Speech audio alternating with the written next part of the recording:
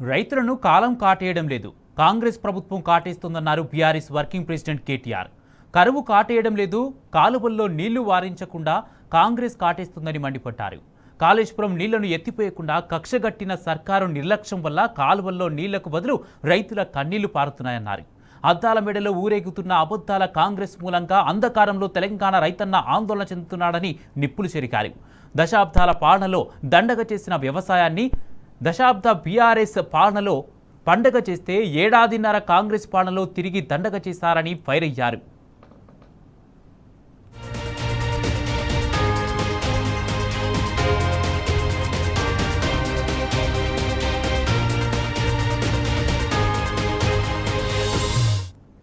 BRS పాలనలో వచ్చిన కాళేశ్వరం నీళ్లు కాంగ్రెస్ పాలనలో ఎందుకు రావడం లేదని రైతన్నలు ప్రశ్నిస్తున్నారన్నారు కేటీఆర్.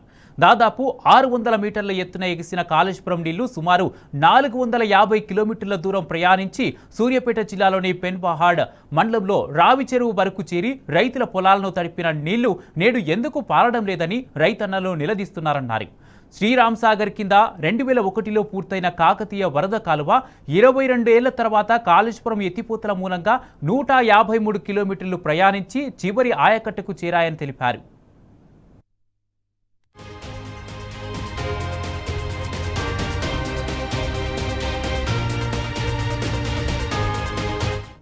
కానీ నేడు మేడిగడ్డ మరమ్మతులు చేయకుండా కన్నెపల్లి పంప్ హౌస్ నుండి నీళ్లు ఎత్తిపోసి సాగునీరు ఇచ్చే అవకాశం ఉన్న కాంగ్రెస్ సర్కారు ఉద్దేశపూర్వకంగా నిర్లక్ష్యంతో అటువైపు కన్నెత్తి కూడా చూడడం లేదని కేటీఆర్ మండిపడ్డారు. కాంగ్రెస్ సర్కారు వ్యవసాయంపై కక్షగట్టి రైతన్నలకు శిక్ష వేస్తుందన్నారు. కాంగ్రెస్ కుట్రలను ఛేదిస్తాం, తెలంగాణ రైతన్నలను కాపాడుకునేందుకు నిరంతరం పోరాడతామని కేటీఆర్ తేల్చి చెప్పారు. ఇదే అంశానికి సంబంధించి పూర్తి అప్డేట్స్ మా ప్రతినిధి లివిల్ అందజేస్తారు. లివిల్, ఇవాళ రాష్ట్రంలో పూర్తిగా వానలు లేకపోవడంతో పంటలు వేయలేక ఇవాళ వేసిన పంటలు ఎండిపోయి రైతులంతా కూడా గోసపడుతున్నారు.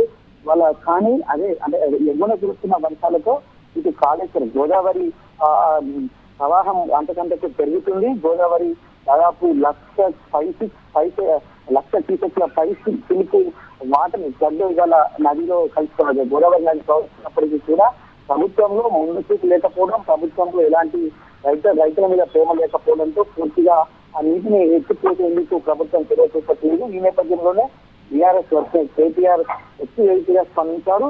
కాలం కాటేయడం లేదు, కాంగ్రెస్ ప్రభుత్వమే కాటేస్తుంది. కరువు కాటేయడం లేదు, కాలువల్లో నీళ్లు వాడించకుండా కాంగ్రెస్ కాటేస్తుంది. కాంగ్రెస్ నీళ్లను ఎత్తిపోయకుండా కష్టగట్టిన సర్కారు నిర్లక్ష్యం మూలంగా ఇవాళ కాలువల్లో నీళ్లకు బదులు రైతుల కన్నీళ్లు పారుతున్నాయంటూ కూడా ఈ సందర్భంగా ఆందోళన వ్యక్తం చేశారు.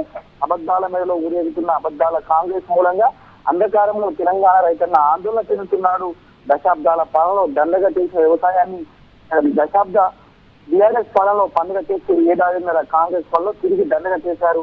కానీ పండుగల పేరుతో కాంగ్రెస్ ప్రభుత్వం ఊరేగుతుందే తప్ప రైతాంగంపై ఏమాత్రం చొరవ చూపట్లేదని కూడా ఈ సందర్భంగా మండిపడ్డారు.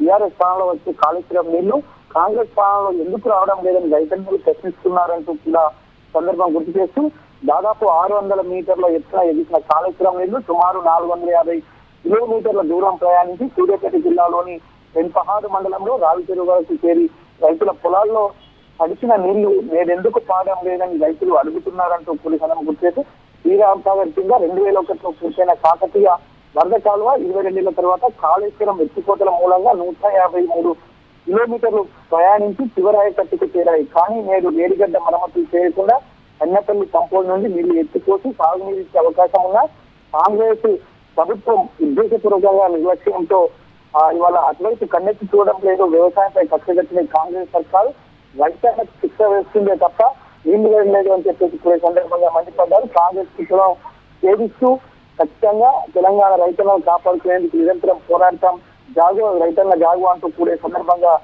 ఏదైతే స్పందించారు.